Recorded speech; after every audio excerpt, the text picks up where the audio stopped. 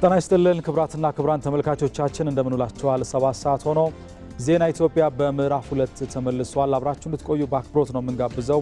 በቅድሚያም አርዕስተ ዜናዎች። ፕሬዝዳንት ታዬ አጽቀሥላሴ የአፍሪካ ካሪቢያንና ፓሲፊክ ሀገራት ድርጅት ተለዋዋጭ በሆነው የዓለም ሁኔታ የአባል ሀገራቱን ጥቅም የሚያስከብር ጠንካራ ድርጅት ሆኖ መቀጠል እንዳለበት አሳሰቡ።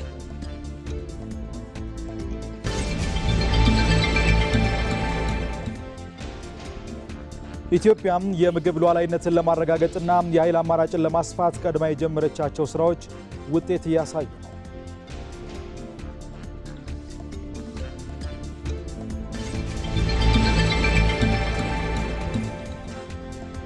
የአጋሮ ከተማ ነዋሪዎች ሕገ መንግሥቱ የሰጣቸውን የመምረጥ መብት ለመጠቀም የምርጫ ካርድ በመውሰድ ላይ ናቸው። በተመሳሳይ የምዕራብ ጎንደር ዞን የገንዳዋ ከተማ ሴቶች የመራጭነት ምዝገባ እያካሄዱ ነው።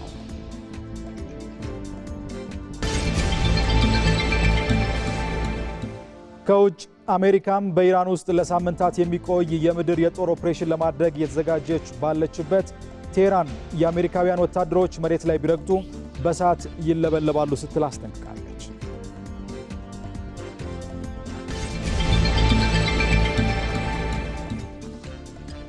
ከስፖርት ከወራጅ ቀጠናው በአንድ ነጥብ ብቻ የሚርቀው ቶተንሃም ሆትስፐር ጊዜያዊ አሰልጣኙ ኢጎር ቱዶርን ከ44 ቀናት በኋላ አሰናበት የሚለው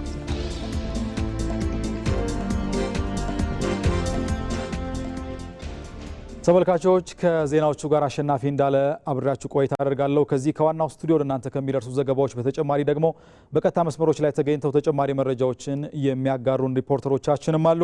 የስራና ክህሎት ሚኒስቴር ከኢንተርፕረነርሺፕ ልማት ኢንስቲትዩት ጋር በመተባበር ለሕዝብ ተወካዮች ምክር ቤት አባላት አመራርና የመጪው ዘመን ዝግጁነት በሚል መሪ ሀሳብ የአቅም ማጎልበቻ ስልጠና እየሰጠ ይገኛል። ይህንን ጉዳይ እየተከታተለ የሚገኘው ሪፖርተራችን እድሉ ፈቀደ ነው። ወደ በኋላ ተጨማሪ መረጃዎችን ያደርሰናል።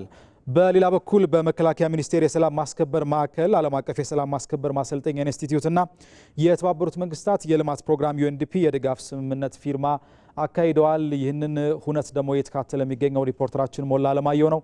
እሱም ወደ በኋላ ተጨማሪ መረጃዎችን የሚያደርሰን ነው የሚሆነው። ክቡራትና ክቡራን ተመልካቾቻችን አብራችሁን ልትቆዩ በአክብሮት ነው የምንጋብዘው። ወደ ቀዳሚው ዜና አልፋለሁ።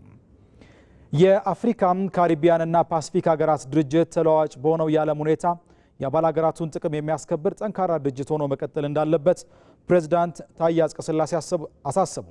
11ኛው የድርጅቱ የመሪዎች ጉባኤ አጋርነትን ለማስፋት ትልቅ ሚና እንደነበረውም አምባሳደር እሸቴ ጥላሁን አብራርተዋል። አስማረ ብርሃኑ ያቀርበዋል። 11ኛው የአፍሪካ ካሪቢያንና ፓሲፊክ ሀገራት ድርጅት የመሪዎች ጉባኤ የተለወጠና የታደሰ የአፍሪካ ካሪቢያንና ፓሲፊክ ሀገራት ድርጅት ተግዳሮት ለበዛበት ዓለም በሚል መሪ ሀሳብ በኢኳቶሪያል ጊኒ ማላቦ ከተማ ተካሂዷል። በጉባኤው የተገኙት የኢፌዴሪ ፕሬዝዳንት ታዬ አጽቀሥላሴ ድርጅቱ ተለዋዋጭ በሆነው የዓለም ኢኮኖሚና ፖለቲካ ውስጥ የአባል ሀገራቱን ጥቅም የሚያስከብር ጠንካራ ድርጅት ሆኖ መቀጠል እንዳለበት በአጽንኦት ተናግረዋል። ውይይቱን የተከታተሉት በቤንሉክስ ሀገራትና በአውሮፓ ህብረት ተቋማት የኢፌዴሪ ልዩ መልእክተኛና ባለሙሉ ስልጣን አምባሳደር እሸቴ ጥላሁን ፕሬዝዳንት ታዬ አጽቀሥላሴ በመድረኩ የድርጅቱን አስፈላጊነትና ተጽዕኖ ፈጣሪነት የሚያሳድጉ ገንቢ ሀሳቦችን ማካፈላቸውን ተናግረዋል። አጋርነትን የማስፋት አስፈላጊነት ለደቡብ ትብብር ጊዜ አጋርነትን የተወሰነ ቦታ ላይ ብቻ ማድረግ ሳይሆን አስፍቶ መደራደር፣ መመካከር ለዓለም አቀፍ አቋም እና ድጋፍ የሚረዳ መሆኑን አንስተዋል። ማንኛውም ተቋም እና ዓለም አቀፍ ድርጅት በፋይናንስ ራሱ የሚችል ብቻ ሳይሆን ቀጣይነት ያለው የማይቆራረጥ ሊተነበይ የሚችል ፋይናንስ ሊኖረው ይገባል።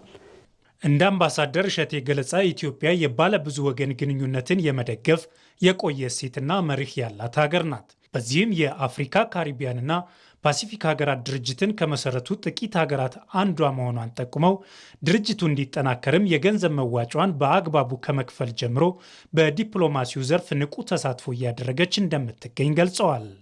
ማንኛውም ሀገር ብቻውን ሊሰራ የሚችለው ነገር የለም ያሉት አምባሳደር እሸቴ ኢትዮጵያ ከተለያዩ ድርጅቶች ጋር ያላት ተሳትፎ ብሔራዊ ጥቅሟን ለማስከበር በእጅጉ እንደሚያግዛትም ተናግረዋል። አንደኛ የዲፕሎማሲና የፖለቲካ ተሰሚነት ይኖራል። ሁለተኛ በዓለም ላይ ሁሉንም የሰው ልጅ የሚመለከቱ ውሳኔዎች በሚተላለፉበት ጊዜ የእኛም ድምፅ እዛ ውስጥ እንዲኖር ያደርጋልና እንደዚህ አይነት ተቋማትን መርዳት፣ ተልኳቸውን መረዳት አስፈላጊ ይሆናል።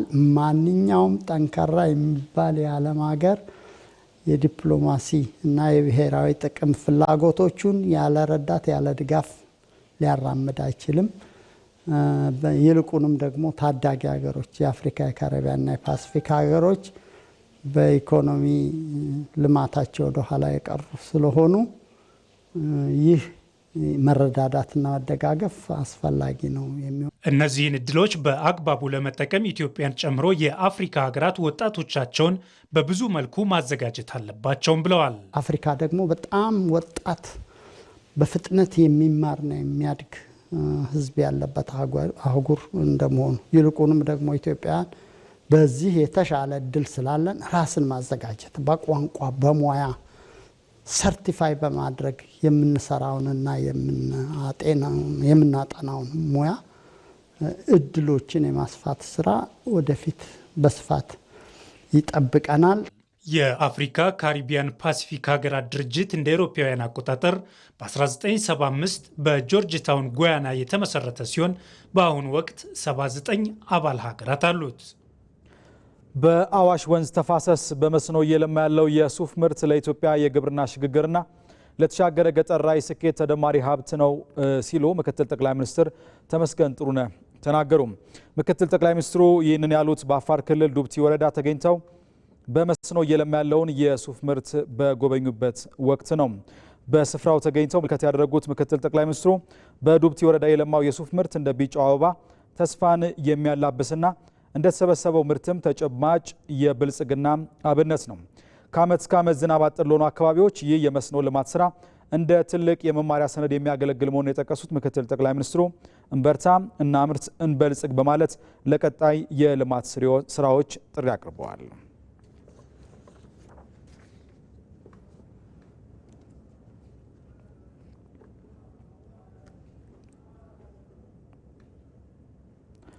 በመከላከያ ሚኒስቴር የሰላም ማስከበር ማዕከል ዓለም አቀፍ የሰላም ማስከበር ማሰልጠኛ ኢንስቲትዩትና የተባበሩት መንግስታት የልማት ፕሮግራም ዩኤንዲፒ የድጋፍ ስምምነት ፊርማ አካሄዱ።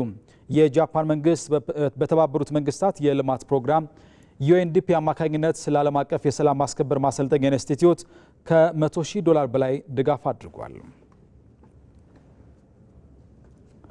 በዚህ ጉዳይ ላይ ተጨማሪ መረጃ ሊሰጠን ሪፖርተራችን ሞላ ለማየው በቀጥታ መስመራችን ላይ ይገኛል።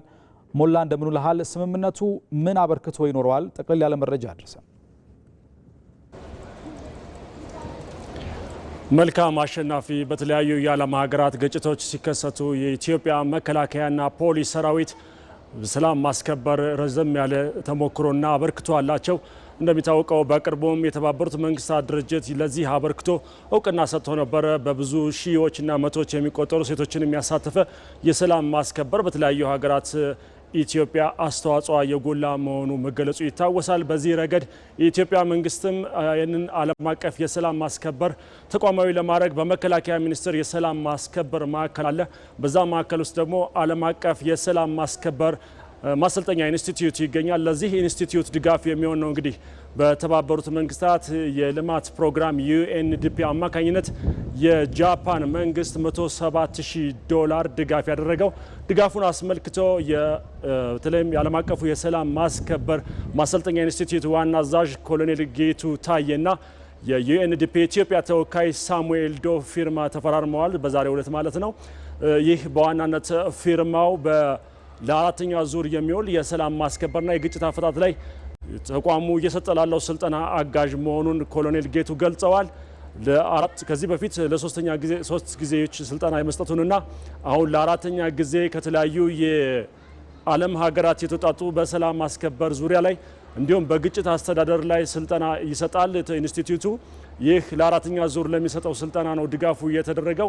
ኢትዮጵያ በዚህ ረገድ በተለይም ከሀገር ውስጥ ባሻገር በሰላም ማስከበር ረገድ የተለያዩ የአፍሪካና ዓለም ሀገራትን በስልጠናው ማካተቷና ከራሱ አልፎ በሰላም ማስከበር ሌሎችም የአቅም ግንባታ ስልጠና እየሰጠች መሆኑን ኮሎኔል ጌቱ ገልጸዋል። በዚህ ረገድ በአራተኛው ዙር 28 የሰላም ማስከበር ላይ የሁለተኛ ዲግሪ ወይም ማስተር ስልጠና የሚወስዱ አሉ። ይህ በዩኤንዲፒ አማካኝነት የተደረገው ድጋፍም ለዚህ ስልጠና አጋዥ እንደሆነ ኮሎኔል ጌቱ ገልጸዋል። ኢትዮጵያ ተወዳዳሪ እና ቀጣይነት ያለው የሰላም ማስከበር የሰው ኃይልና ተቋም ግንባታንም የሚያግዝ እንደሆነ ነው የተናገሩት። የዩኤንዲፒ ተወካይ በኢትዮጵያ ሳሙኤል ዶም ኢትዮጵያ ለሰላም ማስከበር እያደረገችው ያለው አበርክቶ የሚደነቅ መሆኑን ገልጸዋል። በዚህ ረገድ ዩኤንዲፒ የኢትዮጵያ መንግስት እያደረገ ያለውን የሰላም ማስከበር እውቅና እንደሚሰጠውና በቀጣይም ድጋፎችን አጠናክሮ እንደሚቀጥል ገልጸዋል።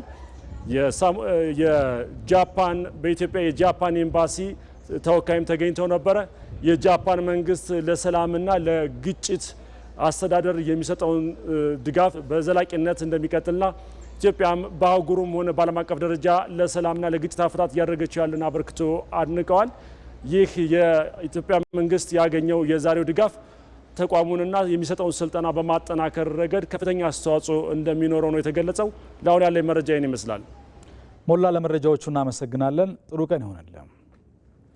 የመካከለኛው ምስራቅ ጦርነት የፈጠረው ቀውስ ሀገራት ከጥገኝነት ለመላቀቅ ዘላቂ መፍትሄ የሚሆኑ የፖሊሲ አማራጮችን መከተል እንዲጀምሩ የሚያስችል ነው። ኢትዮጵያም የምግብ ሉዓላዊነትን ለማረጋገጥና የኃይል አማራጭን ለማስፋት ቀድማ የጀመረቻቸው ስራዎች ውጤታቸው በተግባር እየታየ ነው። አስማራ ብርሃኑ በተጨማሪነት ያዘጋጀውን እንከታተለው። በመካከለኛው ምስራቅ የተፈጠረውን ቀውስ ተከትሎ የዓለም ኢኮኖሚ ከባድ መቃወስ ውስጥ ገብቷል። አሜሪካና እስራኤል በኢራን ላይ ጦርነት ከከፈቱ በኋላ ደግሞ የዓለማችን 20 በመቶ ነዳጅ የሚተላለፍበት የሆርሙዝ ሰርጥ ተዘግቷል። ይህም በየሀገራቱ የነዳጅ ዋጋ በእጅጉ እንዲያሻቅብ ከማድረጉም በላይ የአቅርቦት እጥረትን ፈጥሯል። ገቢ ምርት ላይ ሙሉ በሙሉ ጥገኛ የሆኑ ሀገራት ደግሞ በእንደዚህ ያለው ችግር ክፉኛ ተጎጂ ይሆናሉ። ሀገራት እንዲህ ያለው ፈተና ሲጋረጥባቸው በዘላቂነት ከጥገኝነት የሚያወጡ ፖሊሲዎችን እንዲከተሉ ጥሩ አጋጣሚ ይሆናል የሚለው ደግሞ የምሁራን ሀሳብ ነው። ችግር ወደ ፈጠራ ይወስዳል። ያንን ችግር ለመፍታት ዘላቂ የሆነ መፍትሄ ትፈልጋለህ። እንደዛ እድሎችን ያመጣል። ስለዚህ እነኚህን አደጋዎች እነኚህን ችግሮች ወደ ድል መቀየር የሚያስችል የአስተሳሰብ ለውጥ እንደዚሁም ወደ ፈጠራ ሊወስድ የሚችል የፖሊሲም እንደዚሁ መቀየር ሊያስችል የሚችሉ ሁኔታዎች ያመጣል። ነዳጅ ላይ ፍጹም ጥገኛ ነን፣ ማዳበሪያ ላይ ፍጹም ጥገኛ ነን። እንደዚሁም ደግሞ ከምግብ ጋር የተገናኙ እና ለመኖር አስፈላጊ የሆኑ ግብአቶችን እና ምርቶችን ከውጭ እናስገባለን። እነኚህን ከሀገር ውስጥ በሚመረቱ ምርቶች መተካት አንዳንዶቹም ደግሞ እንደ በጣም ሌግጀሪ ነው ልናቸው ምንናቸው ለመኖር ለህይወት አስፈላጊ ያልሆኑ ግን ከውጭ የምናመጣቸው ምርቶችና ሀገሪቱን ለከፍተኛ የውጭ ምንዛሬ ወጪ የሚዳርጉትን እነሱን መቀነስ ላይ ትኩረት ያደረገ ፖሊሲና እንቅስቃሴ ሀገሪቱ እንድታራምድ ያስገድዳል። ይሄ በሂደት የሀገሪቱ ስትራቴጂያዊ ነጻነት ወደ ተሟላ ምዕራፍ እንዲሄድ አስተዋጽኦ ያበረክታል። ይህ በመካከለኛው ምስራቅ ሀገራት የተፈጠረው ቀውስ የጂኦፖለቲካ ቅርበት ላላቸው እንደ ኢትዮጵያ ላሉ ሀገራት ደግሞ የሚፈጥረው ጫና ከፍ ያለ ይሆናል። እናም ይህን መሰሉን ችግር በዘላቂነት ለመሻገር ኢትዮጵያ ቀድማ የጀመረችው አማራጭ የኃይል ምንጮችን የመጠቀም ፖሊሲ ሊጠናከር የሚገባው ነው። ሶሉሽኑ ምንድን ነው? ራሳችንን መቻል። አሁን ይኸው በቀደም ሳይ በጣም የካሉብ ጋዝ መውጣት ጀምሯል። በጋዝ ብዙ ነገር ፈርቲላይዘር ፕላንት መስራት እንችላለን። ባሶቹ ይሄ ከተማ ባሶች በጋዝ መንቀሳቀስ ይጀምራሉ። ሌላው ትልቅ ኢትዮጵያ ያደረገችው ልንገርህ፣ ኢቪ ኤሌክትሪክ ቪሄክልስ በመብራት የሚንቀሳቀሱ መኪናዎች ፖሊሲ በዓለም ውስጥ የመጀመሪያ ያወጣች ኢትዮጵያ ነች። የዛሬ 2 ዓመት በፈረንጆች ጃንዋሪ 2024 ኤግዛክት 2 ዓመት በፊት ከዛሬ ጀምሮ በቤንዚን የሚንቀሳቀስ መኪና ኢትዮጵያ ውስጥ አይገባም ብላ ብዙ እኔ ቢቢሲ ላይ ወጥቼ ነበር።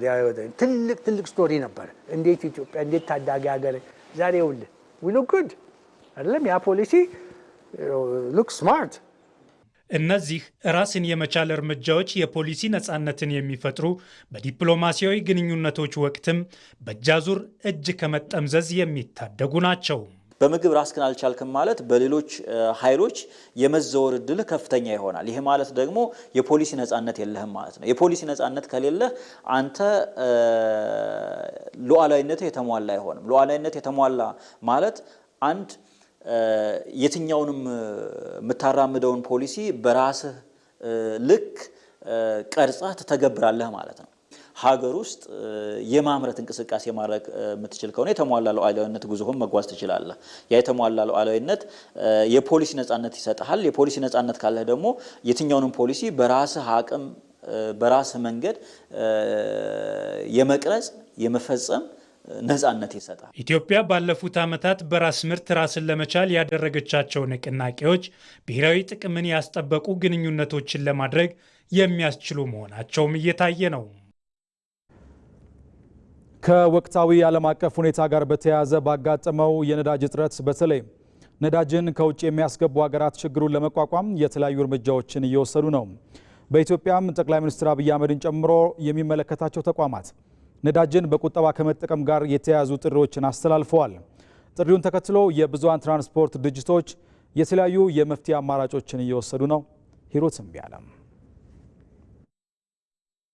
በመካከለኛው ምስራቅ ባጋጠመው ቀውስ ምክንያት የዓለም የነዳጅ አቅርቦት መዛባትና የእጥረት ስጋት መፈጠሩን ተከትሎ በርካታ ሀገራት ዜጎቻቸው ነዳጅን በቁጠባ እንዲጠቀሙና አማራጭ የኃይል ምንጮችን እንዲያጠናክሩ እያሳሰቡ ይገኛሉ። ጠቅላይ ሚኒስትር ዶክተር አብይ አህመድም ነዳጅን በኃላፊነት ስሜትና በቁጠባ በመጠቀም ለመሰረታዊ ፍላጎቶች ቅድሚያ መስጠት እንደሚገባም በቅርቡ ማሳሰባቸው ይታወቃል። ይህንኑ መሰረታዊ ማድረግም የአዲስ አበባ የብዙሃን ትራንስፖርት አገልግሎት ሰጪ ድርጅቶችም ከነዳጅ ጋር ተያይዞ የሚከሰተውን ጫና ለመቀነስ በመንግስት የተቀመጡ አማራጭ መፍትሄዎችን በተግባር ላይ በመዋል የበኩላቸውን እየተወጡ ይገኛሉ። የአዲስ አበባ ከተማ አውቶቡስ አገልግሎት ድርጅት ዋና ስራ አስፈጻሚ አካሉ አሰፋ ተቋሙ ለሕዝብ የሚሰጠውን አገልግሎት በኃላፊነት ለማከናወንና ስምሪቱን በተገቢው መንገድ ለማካሄድ ነዳጅን በከፍተኛ ቁጠባ መጠቀም የሚያስችሉ አሰራሮችን ተግባራዊ እያደረገ መሆኑን ገልጸዋል። ከዚህ ቀደም ውስን የሆነ ሰው ይዞ የሚመላለስ ከሆነ አሁን ካለን እጥረት አኳያ ነዳጅን መቆጠብ ስላለብን በተቻለ መጠን በአግባቡ ሞልቶ ጭኖ እንዲንቀሳቀስና በርካታ ባሶች ያለ አግባብ መስክ ላይ ወጥቶ ነዳጅ እንዳያባክኑም ጭምር ጥረት እያደረግን ነው። ነዳጅ ፍጆታን ለመቀነስ የሚሰጡ መመሪያዎችን መተግበር ከእያንዳንዱ አሽከርካሪ እንደሚጠበቅም ተናግሯል። ህዝብን በአግባቡ ማገልገል፣ የነዳጅ ፍጆታችን አጠቃቀማችንን በተቻለው መጠን መቀነስ። ለምሳሌ ፌርማታ ላይ ቁመን ስንጭን ድሮ በችኮላም ሊሆን ይችላል ምናምን፣ አሁን ግን ተረጋግተን ሞተር አጥፍተን፣ ምክንያቱም ሞተር ሲሰራ ነዳጅ ስለሚበላ ማለት ነው። ሞተር አጥፍተን ጭነን ስንጨርስ ብቻ ሞተር አስነስተን መሄድ። እኛም እንደ በፊቱ ሳይሆን ከበፊቱ በተሻለ ፍጥነትና በተሻለ መንገድ ሰውን እያገለገል ነው። ህዝቡም ደግሞ መርጦት ከታክሲ ከሌሎች መኪኖች ወደኛ እየመጣ ነው ማለት ነው። ህዝቡም ወዶት ወደ ባስ እየመጣ ነው ማለት ነው። ከተሽከርካሪዎች የመጫን አቅም ጋር በተያያዘ ካለው የነዳጅ እጥረት አኳያ በተወሰነ ደረጃ የተሳፋሪዎች ቁጥር እንዲጨምር አቅጣጫ መቀመጡም ተገልጿል። እነዚህ የጥንቃቄ እርምጃዎች የነዳጅ እጥረቱ በማህበረሰቡ የዕለት ተዕለት እንቅስቃሴ ላይ የሚያሳድረውን አሉታዊ ተጽዕኖ ለመቀነስና አገልግሎቱን ሳያቋርጡ ለማስቀጠል ያለሙ ናቸው። የስራና ክህሎት ሚኒስቴር ከኢንተርፕረነርሺፕ ልማት ኢንስቲትዩት ጋር በመተባበር ለህዝብ ተወካዮች ምክር ቤት አባላት አመራርና የመጪው ዘመን ዝግጁነት በሚል መሪ ሀሳብ የአቅም ማጎልበቻ ስልጠና እየሰጠ ይገኛል። በመክፈቻ ስነ ስርዓቱ የህዝብ ተወካዮች ምክር ቤት ምክትል አፈ ጉባኤ ሎሚ በዶና የስራና ክህሎት ሚኒስትር ሙፈሪያት ካሚልን ጨምሮ የምክር ቤቱ አባላትና የሚኒስቴር መስሪያ ቤቱ ከፍተኛ የስራ ኃላፊዎች ተገኝተዋል። ስልጠናው በዋናነት የምክር ቤት አባላት ካላቸው የህዝብ አመራር ልምድ በመነሳት የቀጣይ ሀገራዊና ዓለም አቀፋዊ ሚናቸውን በላቀ ብስለትና በስራ ፈጣሪነት መንፈስ እንዲቀርጹ ለማገዝ ያለመ ነው። በዚህ ጉዳይ ላይ ተጨማሪ መረጃ ሊያደርሰን ሪፖርተራችን እድሉ ፈቀደ በቀጥታ መስመራችን ላይ ይገኛል። እድሉ እንደምን ውለሃል? ስልጠናው ይዞት የሚመጣው ሀገራዊ ጠቀሜታ ምንድን ነው? የተነሱ ሀሳቦች ካሉ ጠቅልላ አድርጋ አድርሰን። አመሰግናለሁ አሸናፊ። አንተ መግቢያ ላይ እንዳነሳው እንግዲህ የስራና ክህሎት ሚኒስቴር ከኢንተርፕረነርሺፕ ኢንስቲትዩት ልማት ጋር በመቀናጀት ያዘጋጀው ስልጠና ነው በዚህ ስፍራ እየተከናወነ ያለው። በዋናነት በዚህ ስልጠና ላይ የተሳተፉ ያሉት የህዝብ ተወካዮች ምክር ቤት አባላት ናቸው። እነዚህ የሕዝብ ተወካዮች ምክር ቤት አባላት እንግዲህ በርካታ ዓመታት በሀገራችን በህገ መንግስቱ መሰረት ህጎችን በመከታተል በማስፈጸም ህገ መንግስታዊ የሆኑ ጉዳዮችን በጋራ የህዝብ ድምጽ በመሆን ያገለገሉ አንጋፋ ባለሙያዎች ናቸው ማለት ይቻላል። በዚህም ረገድ እንግዲህ የአቅማቸውን ሞር የሚያጎለብት ስልጠና ነው በዚህ ስፍራ እየተሰጠው ማለት ነው። በስፍራው እንግዲህ የስራና ክህሎት ሚኒስትር ሙፈሪያት ካሚል እንደዚሁም ደግሞ የሕዝብ ተወካዮች ምክር ቤት ምክትል አፈ ጉባኤ ሎሚ በዶን ጨምሮ ሌሎች ከፍተኛ የዘርፉ የስራ ኃላፊዎች የተገኙበት መርሃ ግብር ነው።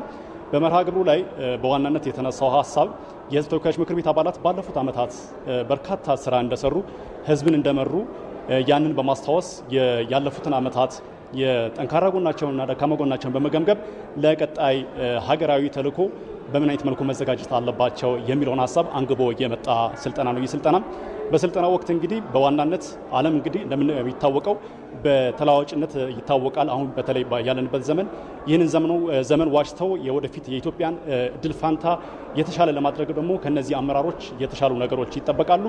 ያንን የተሻሉ ነገሮችን ለማምጣት ደግሞ በቂ የሆነ ስልጠና፣ በቂ የሆነ ግንዛቤ የሚያስፈልግ ነው። እንግዲህ በስልጠና ወቅት እንግዲህ ተሳታፊዎቹ እንደተሳተፉትና እንደነገሩን ከሆነ ያለፉትን ዓመታት በጣም ቆም ብለው ያሰቡበት ምን ሰርተን እስከዚህ ዛሬ ደርሰናል፣ ከዚህ በኋላስ ከኛ ምን ይጠበቃል፣ ለቀጣዩ ትውልድስ እንዴት ነው ማሸጋገር የምንችለው፣ የተሻለች ኢትዮጵያን የተሻለች የበለጸገች ኢትዮጵያን እንዴት ነው እውን ማድረግ የምንችለው የሚለውን በዋናነት የያዘ ስልጠና ነው ማለት ይቻላል። ከስልጠናው በኋላ ደግሞ በዋናነት የሚጠበቀው በተለይ ከዓለም ጋር ኢትዮጵያ ተወዳዳሪ ሆና በሁሉም ዘርፍ በቴክኖሎጂ ሊሆን ይችላል፣ በልማት ሊሆን ይችላል፣ በሚፈለገው ሀገራዊ ጉዳዮች በሙሉ ብቁና ተወዳዳሪ ሆና ኢትዮጵያ ከአፍሪካም ከዓለም ፊት ለፊት መሰለፍ እንድትችል የሚያደርጓትን ስራ ነው እንግዲህ ለመስራት ቆርጠው የተነሱት ማለት ነው። በስልጠናው ላይ የሕዝብ ተወካዮች ምክር ቤት በጣም ደስተኞች መሆናቸውንና ያለፉበትን ቆም ብሎ ያሰቡበት የነገውን ደግሞ ተስፋ የሰነቁበት በቀጣዩ ደግሞ 7ኛው ጠቅላላ ምርጫ ላይም ለመሳተፍ የሚዘጋጁ ተመራጮችም እንደዚሁም ራሳቸውን የሚያዘጋጁበት ትልቅ ስልጠና መሆኑን ያነሱልን። ይህ ስልጠና ዛሬን ጨምሮ እስከ ነገም ድረስ የሚቀጥል ይሆናል። በስልጠናው ደግሞ ጥሩ ፋይዳ ያለው ሀገራዊ ነገሮች ጭብጦች ተወስዶበት የተሻሉ ነገሮች ይመጣሉ ተብሎ የሚጠበቅ ይሆናል ማለት ነው። በአጠቃላይ የነበረው ጥቅል ያለ ሀሳብ ይህን ይመስላል። አሸናፊ እድሉ ለመረጃዎቹ እናመሰግናለን። ጥሩ ቀን ይሆናል።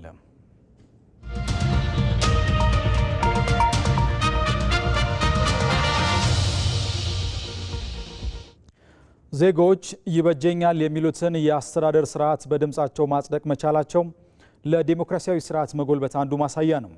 ዜጎች በቀረቡ አማራጭ የፖለቲካ ሀሳቦች ላይ በመምከር የሀገራቸውን ቀጣይ መንገድ የሚለዩበትና መፍትሄ አምጪ አካላትን የሚመርጡበት ሂደትም ነው። ሜሮን በረዳ በዚህ ጉዳይ ላይ ተጨማሪ አዘጋጅታለች። ዴሞክራሲያዊ ምርጫ የአንድ ሀገር የፖለቲካ ስልጣን ምንጭ የህዝብ ድምጽ መሆኑን የሚያረጋግጥበት ዋነኛው መድረክ ነው። ይህ ሂደት ከድምጽ መስጠት ተግባር ባለፈ ዜጎች በቀረበው አማራጭ የፖለቲካ ሀሳብ ላይ በመምከር የሀገራቸውን ቀጣይ መንገድ የሚለዩበትና ይህን መንገድ የሚመሩ መፍትሄ አምጪ አካላትን የሚመርጡበት ታላቅ ክስተትም ነው። ይህ ደግሞ አንድ ሀገር የምታደርገው የዴሞክራሲያዊ ልምምድ አንዱና ትልቁ መገለጫም ነው። ምርጫ አለ ማለት ወደ ስልጣን የመምጫ መንገዱ ከምርጫ ውጭ ዝግ ናቸው ማለት ነው። ዜጎች የሚወክሏቸው ሰዎች ራሳቸው በቀጥተኛ ተሳትፎ የሚሳተፉበት እድል ስለሚሰጥ በዚህ ሂደት ለዲሞክራሲ ልምምድ ትልቅ ሚና አለው ማለት ነው። የመጨረሻ ዲሞክራሲ መሰረት ሊይዝ የሚችለው በምንድነው? በምርጫ ነው። እንግዲህ አንዱ የዲሞክራሲ ምሰሶ ምንድነው? ፍሪ ፌር ፔሪዮዲካል የሆነ ኤሌክሽን ማካሄድ ማለት ነው። እንግዲህ ምርጫ በሌለበት ዲሞክራሲን ማሰብ አይቻልም። እንግዲህ በህዝብ የሚቋቋመው በምርጫ ነው ማለት ነው። ስለዚህ ዴሞክራሲ ምርጫ የዲሞክራሲ ምሰሶ ነው፣ ከምሰሶዎቹ ዋነኛው ነው ማለት ነው። ስለዚህ ምርጫና ዴሞክራሲ የሚለያዩ ነገሮች አይደሉም። ምርጫን ካለ ዲሞክራሲ ማሰብ አንችልም። ዴሞክራሲንም ካለ ምርጫ ማሰብ የሚሆን አይደለም። በምርጫ ሂደት ውስጥ ዜጎች ይበጀኛል የሚሉትን አካል በመምረጥና ለሀገር የሚጠቅመውን የአስተዳደር ስርዓት በድምጻቸው ማጽደቅ መቻላቸው ለዲሞክራሲያዊ ስርዓት መጎልበት ሌላው ማሳያ ይሆናል። ለምሳሌ ብልጽግና የመራ መንግስት 2013 የተመረጠ መንግስት ነው። ስለዚህ ተጠያቂና ስናነሳ ያኔ 2013 ብልጽግና ሲመረጥ ቃል የገባቸው ጉዳዮች አሉ። ለሰባተኛ ምርጫ ሲመጣ ያን ለህዝቡ የገባቸው ቃል በምን ደረጃ ፈጽሟቸዋል ብሎ ዛሬ አንዱ ህዝቡ የሚጠይቅበት አንዱ አውድ ነው ማለት ነው። በሌላ በኩል ደግሞ ሌሎችም መንግስት ያልሆኑ ፓርቲዎችም የራሳቸው ይበጃቸዋል ብሎ ቃል የሚገቡበት ነው ማለት ነው። እድል ካገኙ ደግሞ በዛ በቀጣዩ ምርጫ ደግሞ የሚጠይቁበት እድል ይፈጥራልና ተጠያቂነት ምርጫ ለተጠያቂነት ትልቅ እድል አለው። የህግ የበላይነት መከበር ደግሞ ሌላው ዴሞክራሲያዊ ምርጫ ሊኖረው የሚገባው አንዱ ስርዓት ነው። ይህ ደግሞ በህዝብ ድምጽ የተሸነፈ አካል የህዝብን ድምጽ በማክበርና ሰላማዊ የስልጣን ሽግግርን በማድረግ ይገለጻል።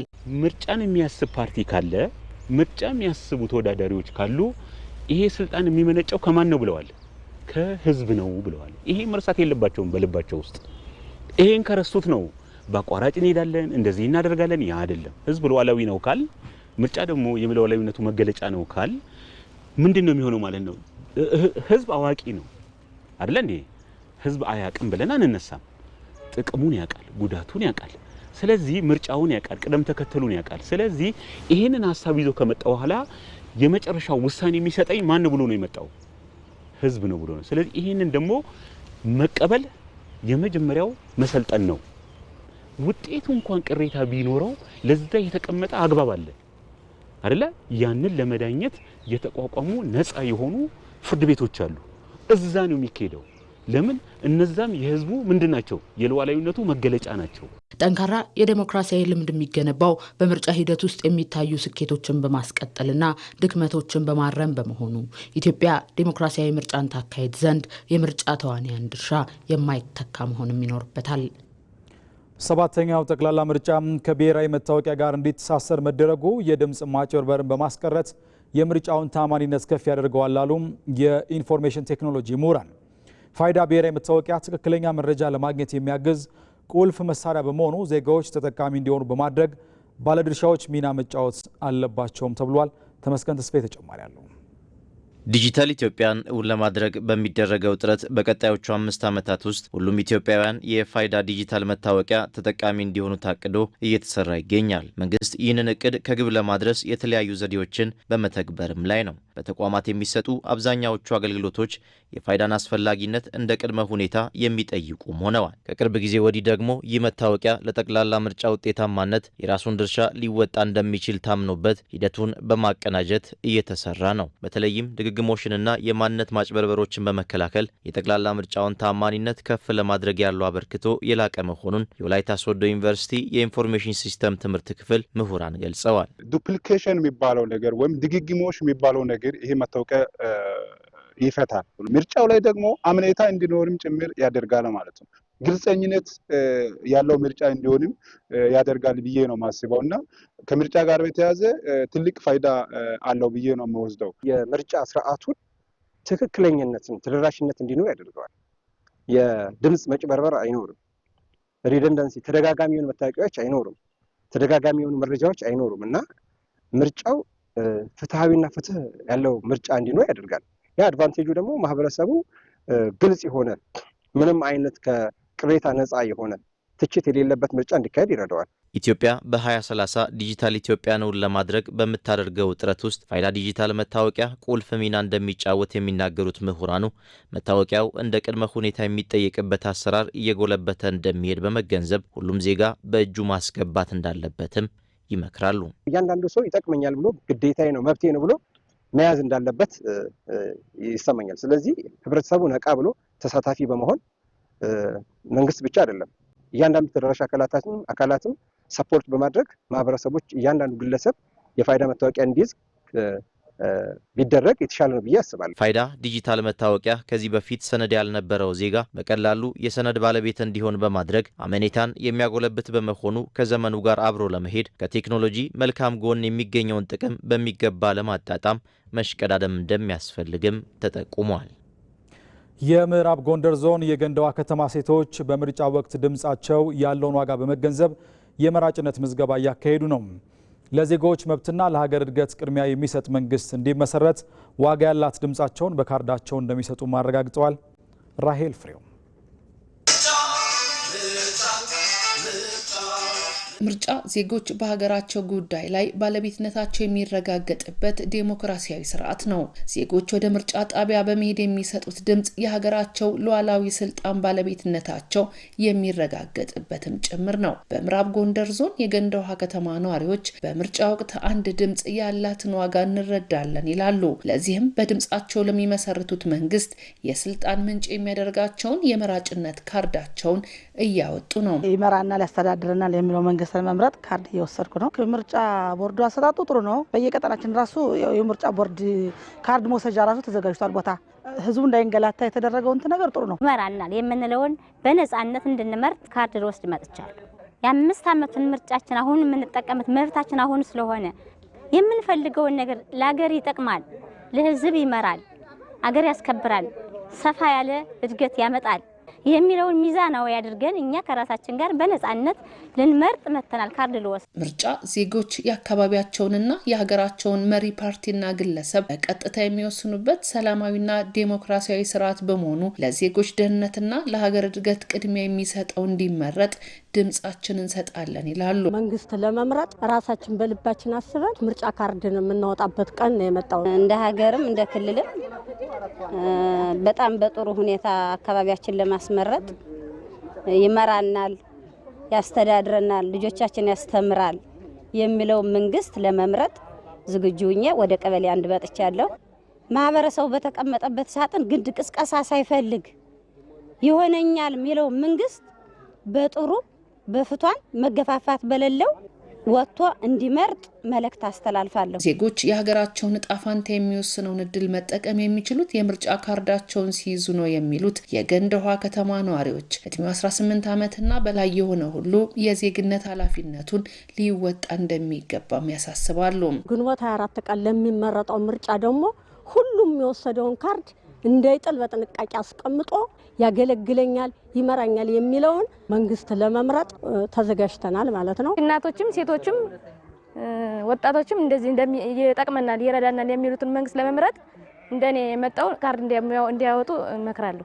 እንዲሁም ለምርጫ የተዘጋጀው ቦርድ በየቦታው በየአካባቢው በየቀጠናው ስለሆነ ለእናቶች፣ ለደካሞች፣ ለወጣቶች፣ ለሽማግሌዎች እንዲመች ሆኖ የተዘጋጀ ቦርድ ስለሆነ በየቦታው በየአካባቢያችሁ በየቀጠናችሁ እየወጣችሁ የካርድ ወረቀት እንድትወስዱ እመክራለሁ። የ7ኛው ጠቅላላ ምርጫ የመራጮች ምዝገባ በአማራ ክልል በሁሉም የምርጫ ጣቢያዎች እየተከናወነ ነው።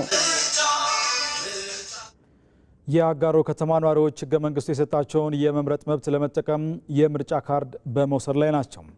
ምርጫው ነፃ፣ ፍትሐዊና ዴሞክራሲያዊ ሆኖ በስኬት እንዲጠናቀቅም የበኩላቸውን ለመወጣት ዝግጁ ሆነዋል።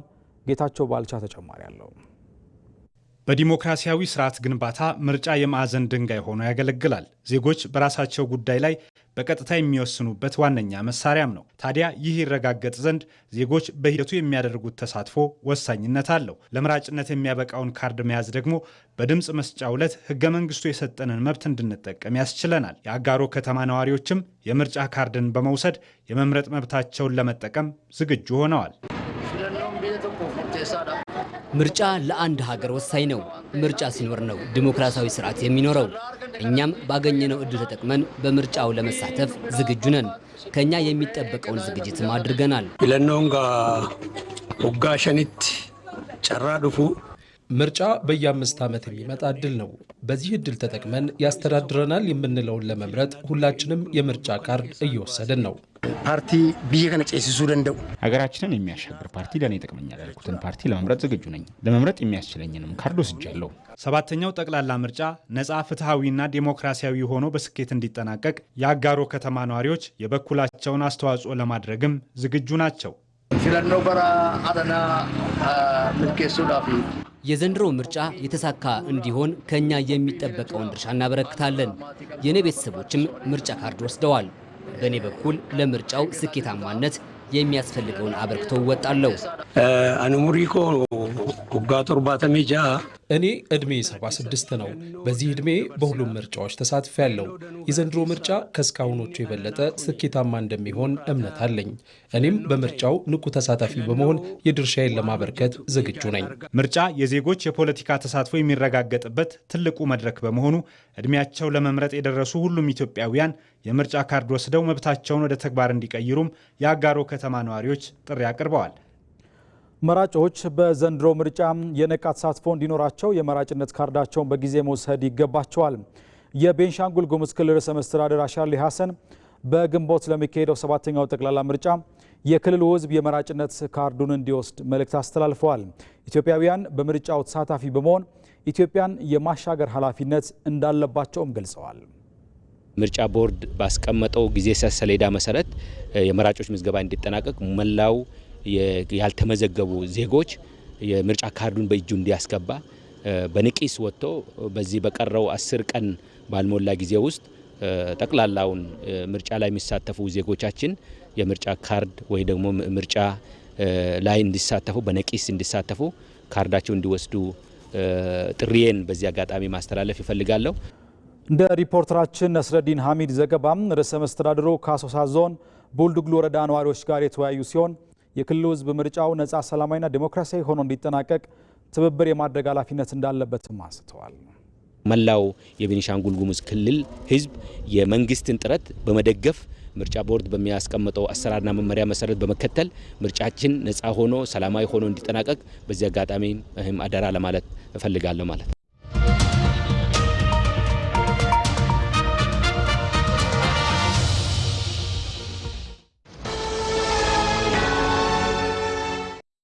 ለሁሉም እኩል የተሰጠ አንድ ጸጋ አለ፣ ጊዜ። የተሰጡትን በሚገባ የሚጠቀሙት ግን ጥቂቶች ናቸው።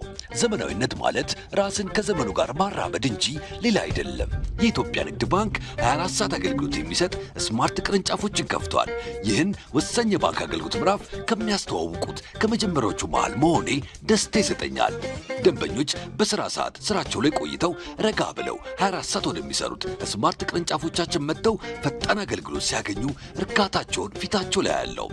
በአዲስ አበባ በቦሌ፣ በአብይ፣ በተፈራ ደግፌ፣ በኤርቱ ለቦ፣ በአራዳ ጊዮርጊስ እንዲሁም በመስቀል ስኩዌር ስማርት ቅርንጫፎቻችን ሂሳብ ከመክፈት ዓለም አቀፍና የሀገር ውስጥ የመገበያያ ካርዶችን አዘው በደቂቃ ውስጥ እስከ መቀበል፣ ማንኛውንም የገንዘብ መጠን ገቢ ከማድረግ ቼክና የውጭ ሀገር ገንዘቦችን እስከ መበንዘር ማንኛውንም የባንክ አገልግሎት ራሱን በቀላሉ በሚያስተናግዱባቸው ማሽኖች ወይንም እንደኔ በድምፅና በቪዲዮ በሚያግዙ የባንክ ሰራተኞች በኩል ያገኛሉ።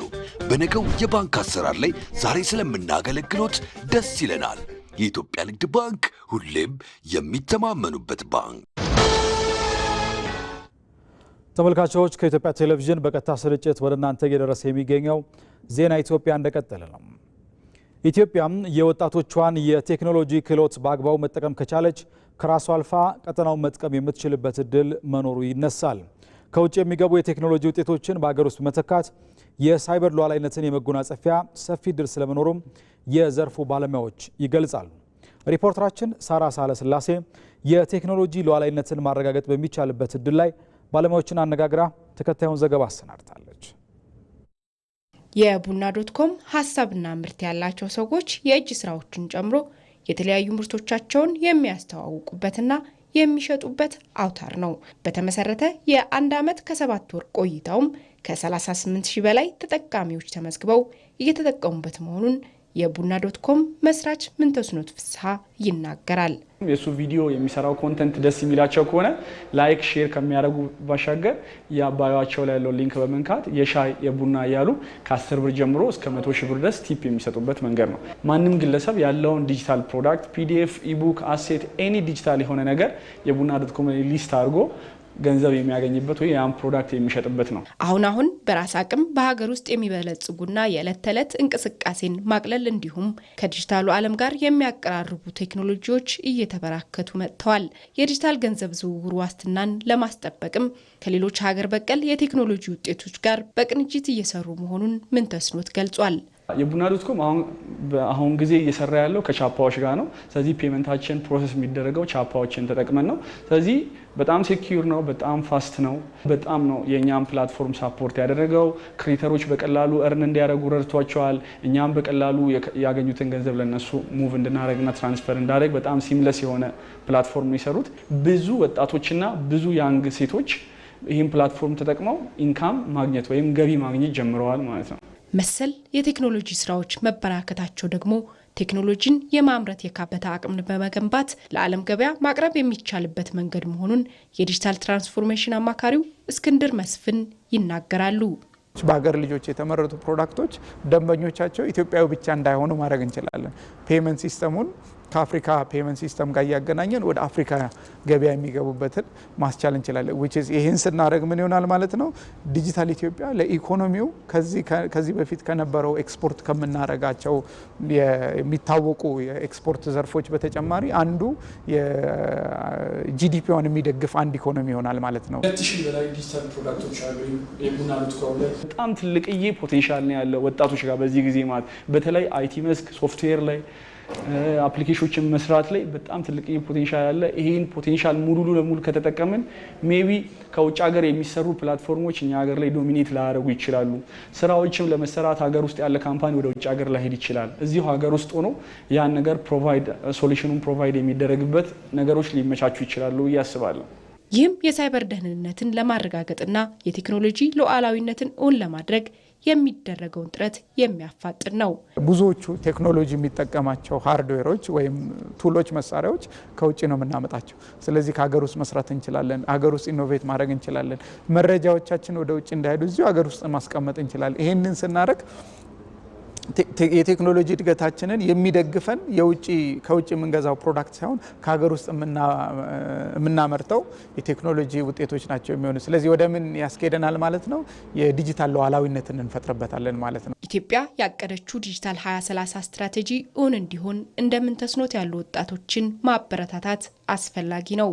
መንግስትም የቴክኖሎጂ መሰረተ ልማት ግንባታን ከማስፋፋት በዘለለ የቴክኖሎጂ ሉዓላዊነትን ለመጎናጸፍ ለሀገር ውስጥ ፈጠራዎች ትኩረት እየሰጠ ይገኛል። ኢትዮጵያም በ2017 በጀት ዓመት 469 ሺህ ቶን ቡና ወደ ውጭ በመላክ የ2.6 ቢሊዮን ዶላር ከፍተኛ ገቢ በማስመዝገብ የኤክስፖርት ታሪኳን አድሳለች።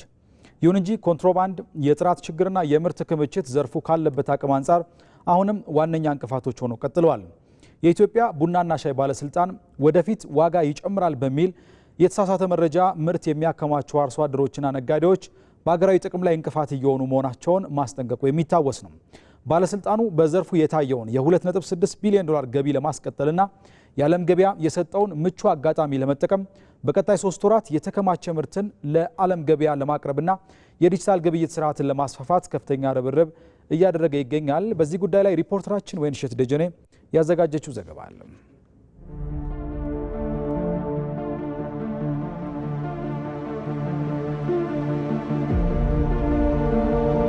ኢትዮጵያ የቡና መገኛና ለዓለም ያስተዋወቀች ሀገር ብትሆንም ከዘርፉ የምታገኘው ጥቅም ለዘመናት አነስተኛ ሆኖ ቆይቷል። ይሁን እንጂ ከቅርብ ዓመታት ወዲህ እየተተገበሩ ባሉ ሀገራዊ ሪፎርሞችም የቡናው ዘርፍ በታሪክ ከፍተኛ የተባለውን ገቢ ማስመዝገብም ጀምሯል።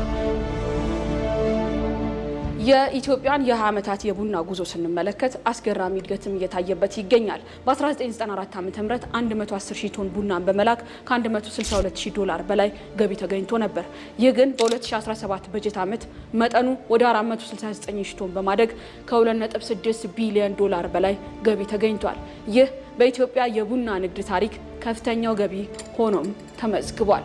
በ2017 ከፍተኛ ገቢ ያስገኙ ዘርፎች ከማዕድን ወርቅ ሲሆን ከግብርና ደግሞ ቡና ነው። ለስኬቱ አስተዋጽኦ ያደረጉ ዋነኛ ምክንያቶች ደግሞ የምርታማነት መጨመር አንዱ ነው። በአረንጓዴ አሻራ መርሃ ግብር የሚተከሉ ችግኞችና የባለ ሀብቶች ዘመናዊ የአመራረት ዘዴ ለምርት እድገቱ ትልቅ ድርሻም አበርክተዋል። ሌላው የማክሮ ኢኮኖሚ ሪፎርም ነው። በቅርቡ የተደረገው የውጭ ምንዛሪ ተመን ማስተካከያ ላኪዎች የተሻለ የብር መጠን እንዲያገኙ በማድረጉ ምርታቸውን ወደ ውጭ ለመላክ ያላቸውን ተነሳሽነት አሳድጎታል። አሁን ላይ የቡና መዳረሻ ገበያዎችም ሰፍተዋል። ከአውሮፓና አሜሪካ በተጨማሪ እንደ ቻይናና ሌሎች አዳዲስ ገበያዎችም ለኢትዮጵያ ቡና ትልቅ እድልን እየፈጠሩ ይገኛሉ። ሌላኛው ለእድገቱ ዋነኛ አስተዋጽኦ ያበረከተው ልዩ ጣዕም ወይንም ስፔሻሊቲ ቡናን ስንመለከት የኢትዮጵያ ቡና ከዚህ ቀደም በዓለም ገበያ ያለው ተፈላጊነት ዋጋ እንዲጨምር አድርጎታል። የኤክስፖርት ዘርፍም ከፍተኛ መነቃቃት እየታየበት ይገኛል። ስኬታማ ቢሆንም አሁንም ድረስ ግን ኮንትሮባንድና በዝግጅት ሂደት የሚፈጠሩ የጥራት መጓደሎች እንደ ዋነኛ እንቅፋትም ይጠቀሳሉ። በተጨማሪም የአውሮፓ ህብረት ያወጣው አዲሱ የደን ጭፍጨፋ ደንብ ላኪዎች የምርት ሂደታቸውን በቴክኖሎጂ እንዲያስደግፉና ተከታታይነት ያለው መረጃ እንዲያቀርቡ ግፊት እያደረገ ይገኛል። ይህንን ችግር ለመቅረፍም የዲጂታል ግብይት ስርዓትን በማስፋፋት ከአርሶ አደሩ እስከ ውጭ ገዥ ድረስ ያለውን ሰንሰለት ለማሳጠርና ግልጸኝነትን ለማስፈን በትኩረት እየተሰራ ይገኛል። የኢትዮጵያ ቡናና ሻይ ባለስልጣን በቂ የቡና ምርት ቢኖርም ወደ ማዕከላዊ ገበያ የሚቀርበው መጠን ግን አነስተኛ መሆኑን ያወጣው መረጃ ያሳያል። ባለስልጣኑ በቀጣዮቹ 3 ወራት ውስጥ የተከማቸ ምርትን ለዓለም ገበያ ለማቅረብ ከፍተኛ ርብርብ እንደሚደረግም አስታውቋል። አንዳንድ አነስተኛ አርሶ አደሮችና የዘርፉ ተዋናዮች ወደፊት የቡና ዋጋ ይጨምራል በሚል የተሳሳተ መረጃም ምርታቸውን እያከማቹ መሆኑን ተጠቁሟል። የድርጊት አሁን ያለውን ምቹ የዓለም ገበያ ዋጋን ኢትዮጵያ እንዳትጠቀም እንቅፋት እየሆነባት መሆኑን የገለጸው ባለስልጣኑ የህብረት ስራ ማህበራትና ሌሎች መገናኛ ብዙሃን በቅንጅት የግንዛቤ ማስጨበጫ ስራ እንዲሰሩ ጥሪ አቅርቧል። ኢትዮጵያ በቡና ዘርፍ ያላትን አቅም ወደ ጥቅም መቀየር ላይ የምትሰራቸው ስራዎችን ማገዝና ወደ ተሻለ ውጤትም ቀይሮ የሚገባትን ጥቅም ማግኘት እንድትችል አሁን የገጠሙ ችግሮችን በጥበብ ማለፍና ሀገራዊ ጥቅምን እንዳያሳጣ ትኩረት መስጠትም ይጠበቃል። የፍኖተ ሰላም ከተማ ነዋሪዎች የአማራ ክልልን ሰላም በማጽናት የልማት ስራዎችን ለማፋጠን በጋራ ለመቆም ተዘጋጅተናል አሉ። የከተማ ነዋሪዎች ከክልሉ ከፍተኛ አመራሮች ጋር ተወያይተዋል። ሳሙኤል ወርቃየው ተጨማሪ አለው። በምዕራብ ጎጃም ዞን ፍኖተ ሰላም ከተማ አስተዳደር የምንገነባው ህጋዊና ህዝባዊ መንግስት የሚወሰነው በምርጫ በምናደርገው ተሳትፎ ልክ ነው በሚል መሪ ሀሳብ የክልሉ ከፍተኛ አመራሮች በተገኙበት ህዝባዊ የውይይት መድረክ ተካሂዷል። የከተማዋ ነዋሪዎች በውይይት መድረኩ እንዳነሱትም በክልሉ ያለው የሰላም እጦት ከመጠፋፋቱ ውጭ ሌላ ትርፍ የሌለው መሆኑን ገልጸው በመሆኑም ይህንን በመረዳት ሰላማችንን አስተማማኝ ለማድረግ በጋራ ልንቆም ይገባል ብለዋል። ዛሬ ወገን ወገኑን እንዴት ይገላል? ወገን ወገኑን እንዴት ይዘርፋል? ወንድም ወንድሙን የሚገልበት ሁኔታ እንዴት ነው ማስተዋል ያቃተን? ኢትዮጵያን ለማፍረስ ዓላማ ላለው አካል መሳሪያ ሆነናል። ስለዚህ ከዚህ ወጥተን እባካችሁ የሚበጠብጠንን አካል፣ ሰላም የሚነሳንን አካል ታገስ፣ ተመለስ እንበል። ይበቃናል። እየተሸወድን ያለ ነው። አረ ጎበዝ፣ በጣም አልሆነ ውስጥ እየገባን ያለ ነው። ይብቃን ብለን እስቲ ወደ ልማት እንግባ፣ ወደ ሰላሙ እንግባ። አሁን በአካባቢው ብሎም በክልሉ የታየው ሰላም ዘላቂ ሆኖ እየተከናወኑ የሚገኙ የልማት ስራዎችን ለማፋጠን የሃይማኖት አባቶች ባህላዊ የግጭት አፈታት እሴቶችን በመጠቀም ሚናቸው ሊወጡ ይገባል ያሉት የውይይቱ ተሳታፊዎች በሰባተኛው ጠቅላላ ምርጫ በንቃት በመሳተፍ ምርጫው ሰላማዊና ዴሞክራሲያዊ ሆኖ እንዲጠናቀቅም ልንሰራ ይገባል ብለዋል።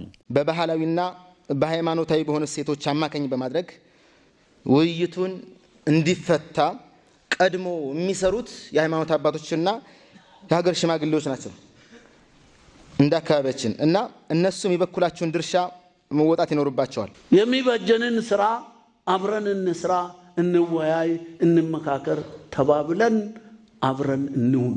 ዲሞክራቲክ በሆነ መልኩ፣ ሰላማዊ በሆነ መልኩ ለስልጣን ማዛጋት ሳይሆን ኢትዮጵያን ለከፍተኛ ክብሯ ለማብቃት የሚንቀሳቀስ ፓርቲን ለይተን አስተውለን መዝነን እንምረጥ።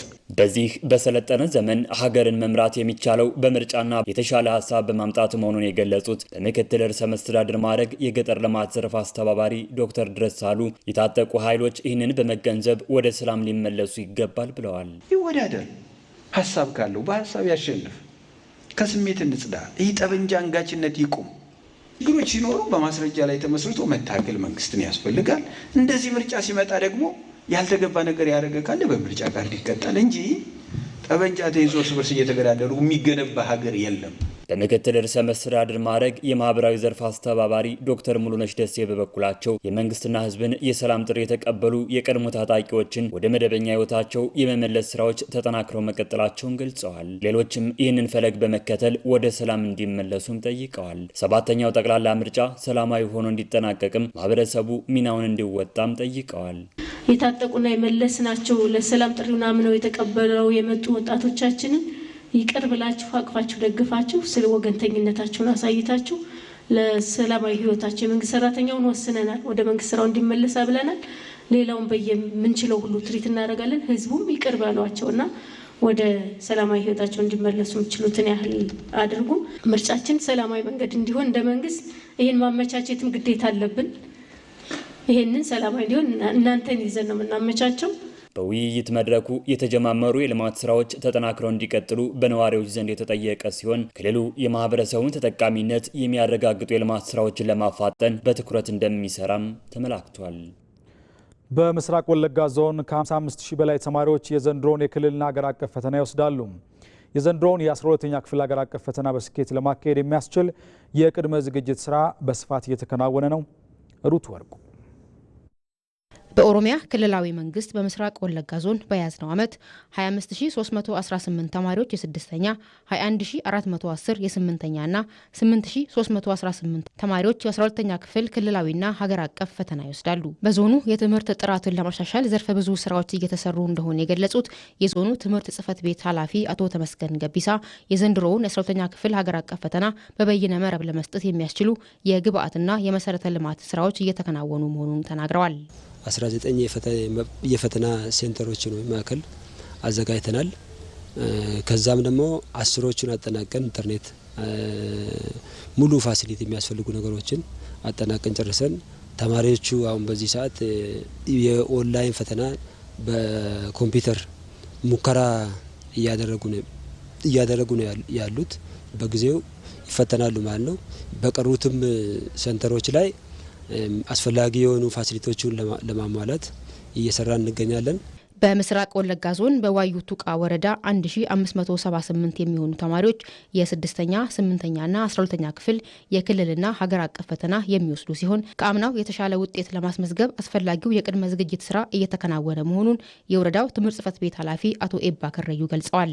የሚያስፈልጉትን ማቴሪያሎች ለማሟላት በተለይ የኢንተርኔት ዝርጋታ፣ የኮምፒውተሮች ዝግጅትና ሁሉንም ነገር አጠናቀን ተማሪዎቻችን ወደ ሙከራ ገብቶ ነው ያሉ። አሁን ሙከራ ላይ ነው ያሉ።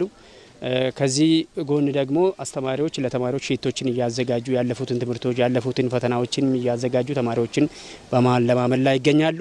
ከዚህ የተነሳ በዘንድሮ ዓመት በሶስቱም ደረጃ ማለትም በ6ኛ፣ 8ኛ እና 12ኛ ክፍል የምንሰጣቸውን ፈተናዎች በአጠቃላይ ከ2200 በላይ ተማሪዎችን በዘንድሮ ዓመት በአገር አቀፍ ፈተና እናዘጋጃለን። ተማሪዎችም ባላቸው ጊዜ አጋዥ መጽሐፍትንና የቴክኖሎጂ ውጤቶችን በመጠቀም እየተደረገላቸው ባለው ክትትልና ድጋፍ ጥሩ ውጤት ለማስመዝገብ ዝግጁ መሆናቸውን አስረድተዋል። የተለያዩ ያለፈ አመታችን ወርክሺት ምናምን እየሰራ ነው። በኮምፒውተር ላይም በቂ እያንዳንድ በቂ መረጃ ወስደን እየለመድን ነው ማለት ነው። ቆርማቱ ተበሮ ተደርበን ይሄ ወልቀፍሲም ነው ኪታቦታ ከዚህ ቀደም የወጡ ፈተናዎችንና የተለያዩ አጋዥ መጽሐፍትን እያነበብን የቀሩ የመጽሐፍ ምዕራፎችን በማዳረስ ለፈተና እየተዘጋጀን ነው። መምህሮቻችንም ድጋፍና ክትትል እያደረጉልን ነው። ዘንድሮ ፈተና በበይነ መረብ ስለሚሰጥ በመምህራኖቻችን እገዛ እየተለማመድን ነው። ኮምፒውተር በነፍስ ወከፍ ተዳርሷል። ፈጣሪ ካለ በትምህርት ቤታችን የነበረውን የትምህርት ስብራት ጥሩ ውጤት በማምጣት እንቀርፋለን። ኮምፒውተር በሶፍትዌሮች እንዲማሩ እንደዚሁም ደግሞ ቲዩቶሪያል እየሰጠን ከሰዓትም ሆነ ጠዋትም እያስተማርን ነው እና ሌላም ተጨማሪ ብዙ ነገሮችን ዋይፋዮች እንደ አዲስ ገብቶ ኮምፒውተሮች ጎደሎ ነበሩ። አሁን ግን ሞልቶ በእኛ በኩል የሚጠበቀውን ነገር እያደረግን ነው። በምስራቅ ወለጋ ዞን አሁን ላይ 448500 ተማሪዎች በ1279 ትምህርት ቤቶች ትምህርታቸውን እየተከታተሉ ይገኛሉ። የውጭ ዜና። አሜሪካም በኢራን ውስጥ ለሳምንታት የሚቆይ የምድር የጦር ኦፕሬሽን ለማድረግ እየተዘጋጀች ባለችበት ቴህራን የአሜሪካ ወታደሮች መሬት ላይ ቢረግጡ በእሳት ይለበለባሉ ስትል አስጠንቅቃለች። የኢራን የሚሳኤል ጥቃቶች በእስራኤልና በገልፍ ሀገራት የኢንዱስትሪ ማዕከላትን ኢላማ አድርገው ጉዳት አድርሰዋል። እስራኤል በምላሹም የኢራንን የኃይል መሰረተ ልማቶች በመምታቷ በቴህራን የኤሌክትሪክ ኃይል ተቋርጧል። ቶማስ ኃይሉ ተጨማሪ አዘጋጅቷል። ሰማዩ በሚሳኤል ነበልባል ተጋርዶ ምድሪቱ ደግሞ በሰላም እጦት ስትናወጥ የዓለምም ይሁን የመካከለኛው ምስራቅ ህዝቦች ህይወት ከህልውና ትግል ጋር ተሳስሯል። ዛሬ ቀጠናው ያለበት የቀውስ ደረጃ ተራ ጦርነት ብቻ ሳይሆን የጂኦፖለቲካዊ ፍላጎቶችና የታሪክ ጠባሳዎች የፈጠሩት አደገኛ ፍንዳታ ይመስላል። በኦፕሬሽን ኤፒክ ፌሪ ወይንም ታላቁ ቁጣ በሚል እስራኤልና አሜሪካ ኢራን ላይ የከፈቱት ጦርነት ከተጀመረም እነሆ ዛሬ አስቸጋሪ 30 ቀናቶችን ሲደፍን ዓለም ትንፋሿን ውጣ ወደምትከታተለው በትራጀዲ የተሞላ ክስተትን እያስተናገደም ቀጥሏል። የቀውሱ ደረጃ ወዳልተገመተ አቅጣጫ እየተሸጋገረ ባለበት በአሁኑ ሰዓት ቀጠናው የጦርነት ቀጠና ብቻ ሳይሆን የሰው ልጆች የሰላም ተስፋ የሚፈተንበት መድረክም ሆኗል። የኢራን የኤነርጂ ባለስልጣን እንደገለጸው ከሆነ በቴሄራን የኃይል መሰረተ ልማት ተቋማት ላይ በተፈጸመ ጥቃት መዲናዋ ቴሄራንን ጨምሮ በተወሰኑ ከተሞች ላይ ኤሌክትሪክ ኃይል ተቋርጧል። የጥቃቱ ከፍተኛ ፍንዳታ የቴሄራንን ምድር አርዷል። በዚህም ቴሄራን በጨለማም ትውጣለች። በእርግጥ የአሜሪካው ፕሬዝዳንት ዶናልድ ትራምፕ የኢራን መሰረተ ልማቶች ላይ ጥቃት ለመፈጸም የ48 ሰዓታትን የቀነ ገደብ እያራዘሙ መቀጠላቸው ይታወቃል። ነገር ግን ኢራን በእስራኤል ኢንዱስትሪ መንደሮች ላይ የሰነዘረችው ጥቃትና ውድመት ተከትሎ የበቀል ጥቃት ቴል አቪቭ ሳትፈጽም እንዳልቀረችም ተገምቷል። ምክንያቱም ከኢራን የተተኮሰ ባሊስቲክ ሚሳኤል ስብርባሪ በእስራኤል ደቡባዊ ክፍል በሚገኝ አንድ የኬሚካል ፋብሪካ ላይ ማረፉ የእስራኤል መከላከያ ሰራዊት አይዲኤፍ አስታውቋል። በዚህም በሰው ላይ ጉዳት ባይደርስም ከፍተኛ ቃጠሎ በማስከተሉ አደገኛ የኬሚካል ፍሳሽ ሊኖር ይችላል የሚል ስጋትም ቀስቅሷል። በሌላ በኩል ኢራን በገልፍ ሀገራት የኢንዱስትሪ ማዕከላት ላይ ጥቃትም ሰንዝራለች። ይህ የሀገራቱ ዋና ዋና የኢንዱስትሪ መሰረተ ልማቶች ላይ ተከታታይ ጥቃቶች የተሰነዘሩባቸው ሲሆኑ በተለይም በተባበሩት አረብ ኤሚሬቶች አቡዳቢ በሚገኝ ቁልፍ የአሉሚኒየም ፋብሪካ ላይ በደረሰ የኢራን ጥቃት በርካታ ሰዎች መቁሰላቸውና በፋብሪካው ላይ ከፍተኛ ጉዳት እንደደረሰ ተዘግቧል። በተመሳሳይ በባህሬን ትልቁ የሚባለው የአሉሚኒየም ማቅለጫ ፋብሪካ ላይ በደረሰ ጥቃት 2 ሰራተኞች ጉዳት ደርሶባቸዋል። ኦማን፣ ኩዌትና ሊባኖስ የኢራን ድሮኖች ጥቃት ሰለባም ሆነዋል። በእርግጥ የገልፍ ሀገራት ኢኮኖሚያቸውና የአኗኗር ዘይቤያቸው ላይ አደጋ መውደቁ የተገለጸ ሲሆን በማንኛውም የወደፊት የሰላም ንግግር ላይ ድምጻቸው ሊሰማ እንደሚገባ የሚገልጹ ብዙዎች ናቸው። ይህ በእንዲህ እንዳለ የአሜሪካዊ ጦር ኃይል ፔንታጎን በኢራን ውስጥ ለሳምንታት የሚቆይ የአሜሪካ የምድር ላይ ኦፕሬሽን እየተዘጋጀ ስለመሆኑ ተገልጧል። ዋሽንግተን ፖስት እንደዘገበው እቅዱ ሙሉ ዘመቻ ባይሆንም በልዩ ግብረ ኃይልና በመደበኛ ጦር የሚታገዝ ድንገተኛ ጥቃቶችን ሊያካትት ይችላል። ስለ ፔንታጎን ዝግጅት የገለጸው ጋዜጣው ይህም በካርግ ደሴትና በሆርሙዝ ወንዝ አቅራቢያ ያሉ የባህር ዳርቻዎች ላይ የሚፈጸሙ ጥቃቶችን ሊያካትት እንደሚችል የአሜሪካ ባለስልጣናትን ጠቅሶ ዘግቧል። ይህም እቅድ የአሜሪካ ወታደሮች ለኢራን ድሮኖች፣ ሚሳኤሎችና የምድር ላይ ፈንጂዎች ሊጋለጥ እንደሚችል ተመላክቷል። የኦፕሬሽን ከሳምንታት እስከ 2 ወራት ሊፈጅ እንደሚችልም ተገምቷል። ኢራን በደሴቶቻችን ወይም በማንኛውም ምድራችን ላይ ጥቃት ከተፈጸመ በቀይ ባህር መውጫ ላይ አዲስ የጦር ግንባር ልትከፍት እንደምትችል ወታደራዊ ምንጮች ጠቁመዋል። የአሜሪካ ወታደሮች መሬት ላይ ቢረግጡ በእሳት ውስጥ ይለበለባሉ ስትል አስጠንቅቃለች። ይህ ደግሞ ቀውሱ ወደማይመለስ ከፍተኛ ደረጃ መሸጋገሩን አሳይቷል። ከኢራን ጋር የ900 ኪሎ ሜትር ድንበር የምትጋራው ፓኪስታን በዋሽንግተንና በቴሄራን መካከል ያለውን ውጥረት ለማርገብ የጀመረችውን የሽምግልና ጥረትም ቀጥላለች። በጥረቱም የሳውዲ አረቢያ፣ የግብፅ፣ የቱርክ፣ የፓኪስታን ዲፕሎማቶች ለ2 ቀናት ለሚቆይ ውይይት ኢስላማባድ ይገኛሉ። ፓኪስታን በኢራን ላይ እየተካሄደ ያለው የአሜሪካና እስራኤል ጦርነት ለማስቆም የሚያስችል ትርጉም ያለው ድርድር ለማስተናገድ ዝግጁ መሆኗንም የገለጸችው ኢስላማባድ ለ2 ቀናት ስብሰባው ይቆያል። ምንም እንኳን ፓኪስታን የመሰሉ ሀገራት በኢስላማባድ ዲፕሎማሲያዊ መድረኮችን በማዘጋጀት ብቸኛው አማራጭ ውይይት ነው በሚል የሽምግልና ጥረት ቢጀምሩም በየመን ያሉ የሀውቲ አማጽያን ወደ ጦርነት መግባታቸውና በሊባኖስ በኩል ያለው የሂዝቦላ ግንባር መፋፋም የቀጠናውን ጦርነት ስጋቱን ይበልጥ አግዝፎታል። በመሆኑ በሚቀጥሉት ቀናት የሚካሄዱ የዲፕሎማሲ ጥረቶች ውጤት ካላመጡ መካከለኛው ምስራቅ ለበርካታ 10 ዓመታት አይቶት የማያውቀውና ዓለም ሙሉ ለሙሉ ሊያናውጥ የሚችል ሰፊና አስከፊ የጦርነት አዙሪት ውስጥ ሊገባ የሚችል ሁኔታዎችን አመላክቷል። በመጨረሻም ስፖርት። ከወራጅ ቀጠናው በአንድ ነጥብ ብቻ የሚርቀው ቶተንሃም ሆትስፐር ጊዜያዊ አሰልጣኙ ኢጎር ቱዶርን ከ44 ቀናት በኋላ አሰናብቷል። ቡድኑ ከባዱ ማዕበል የሚያሻግረው አሰልጣኝ በማፈላለግ ላይ ሲሆን ሮቤርቶ ዲዘርቢ ቀዳሚው ተመራጭ መሆናቸው ተመላክቷል። ዮሴፍ ሹምዬ። ክሮኤሽያዊ አሰልጣኝ ኢጎር ቱዶር በቶትንሃም ጊዜያዊ አሰልጣኝነት መዝለቅ የቻሉት ለ44 ቀናት ብቻ ሆኗል። በእነዚህ ቀናት 7 ጨዋታዎችን መርተው ማሸነፍ የቻሉት ደግሞ በአንዱ ብቻ ነው። 5 መርሃ ግብሮችን ሲያሸንፉ በቀሪ 1 ጨዋታ አቻ ተለያይተዋል። ይህ ደካማ ጉዟቸውም የሰሜን ለንደን ቆይታቸው ከ6 ሳምንታት የተሻገረ እንዳይሆን አድርጎታል። በተለይ ደግሞ ልክ እንደ ቶትንሃም ላለመውረድ በሚቸገረው ኖቲንግሃም 3-0 መሸነፋቸው የክለቡ የበላይ ኃላፊዎች በቱዶር ተስፋ እንዲቆርጡ ሌላ አማራጭንም እንዲያማትሩ አስገድዷቸዋል። የቶትንሃም ኃላፊዎች የቀድሞ የሃይጃክ ስፕሊትና ዩቬንቱስ የመሃል ተከላካይ ኢጎር ቱዶርን ክለቡን ከገባበት አጣብቂኝ ያወጡታል በሚል ኃላፊነቱን መስጠታቸው ስህተት እንደነበረ አምነዋል። ዋና ስራ አስፈጻሚው ቬኒ ቫንክሽማን እና ስፖርቲንግ ዳይሬክተሩ ጆሃን ላንግ አሁን ቶትንሃም ከገባበት እጅግ ከባድ ፈተና የሚያወጣው ሁነኛ አሰልጣኝ በማፈላለግም ላይ ናቸው። በእርግጥ የክለቡ ችግር የጀመረው በቱዶር ጊዜ ብቻ አይደለም። ቡድኑ ካለፈው የውድድር ዓመት ጅማሮ ወዲህ ብቻ 46 ጨዋታዎችን ተሸንፏል። የከተማ ተቀናቃኙ አርሰናል በተመሳሳይ ጊዜ የተሸነፈው በ13 ጨዋታዎች ብቻም ነው። ቶትንሃምን ለዚህ ውድቀት የዳረገው ታዲያ ክለቡ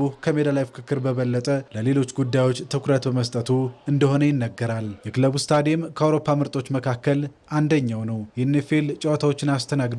የእውቅ አርቲስቶችን ኮንሰርቶችም ደግሷል። የቦክስና የራግቢ ጨዋታዎችም ተከናውነውበታል። ከእነዚህ ሁሉ ክለቡ ረብጣ ሚሊዮን ዶላሮችን አስገብቷል። በገቢ ደረጃ በዓለም ላይ 8 ክለቦች ብቻም ይበልጡታል። ቶትንሃም ዋነኛ መታወቂያ የሆነው የእግር ኳስ ቡድኑ ግን ጉዞ ወደ ኋላ ከሆነ ሰንብቷል። የክለቡ ኃላፊዎችም ፋይናንስና ፈርኒቸር ላይ ማተኮራቸው ቡድኑን በእጅጉ ጎድቶታል። በብሬንትፎርድ አስደናቂ ስራን የሰሩት ቶማስ ፍራንክ በቶትንሃም እንዳልተሳካላቸው ግልጽ ቢሆንም ውስብስብ ፈተና ውስጥ የገባውን ክለብ ለመታደግ እምብዛም ልምዱ የሌላቸው ኢጎር ቱዶርን መተካት ሌላኛው ስህተት ነበር። ክለቡ በውድ ዋጋ ካስፈረማቸው ከዋክብትም ከዶሚኒክ ሶላንኬ እስከ ታንጉ ዶምበሌ ከሪቻርልሰን እስከ መሐመድ ኩዶስ ብንዘረዝርም አንዳቸውም የተጠበቀላቸውን ያህል በሰሜን ለንደን አልደመቁም። አሁን 31 ሳምንታትን በተጓዘው የእንግሊዝ ፕሪምየር ሊግም በ30 ነጥቦች ከወራጅ ቀጠናው በአንድ ነጥብ ብቻ ከፍ ብለው 18ኛ ደረጃ ላይ ይገኛሉ። 10 የግብ ዕዳ ያለበት 15 የፕሪምየር ሊግ ጨዋታዎችንም የተሸነፈው ቡድኑ ወደ ሻምፒዮንሺፑ ከመውረድ የሚታደገው ሁነኛ አሰልጣኝን ይፈልጋል። አሁን ላይ ሮቤርቶ ዲዘርቢ የመጀመሪያው ተመራጭ መሆናቸውም እየተነገረ ነው። በቅርቡ ከማርሴ ጋር የተለያዩት አሰልጣኙ ለፕሪሚየር ሊጉም እንግዳ አይደሉም። በብራይተን ጥሩ ጊዜን ማሳለፋቸው ይታወሳል። ዲዘርቢ የቶትንሃም ቋሚ አሰልጣኝ የመሆን ፍላጎት ቢኖራቸውም ቡድኑ በሊጉ ይሰነበታል ወይንስ ወደ ሻምፒዮንሺፑ ይወርዳል የሚለው ጉዳይ እልባት ካገኘ በኋላ ወደ ሰሜን ለንደን ማምራት እንደሚመርጡ ግን እየተገለጸ ነው። የቶትንሃም ኃላፊዎች ደግሞ ከባዱን ማዕበል እንዲያሻግሯቸው ክለቡንም አሁን እንዲረከቡ በማግባባት ላይ ይገኛሉ።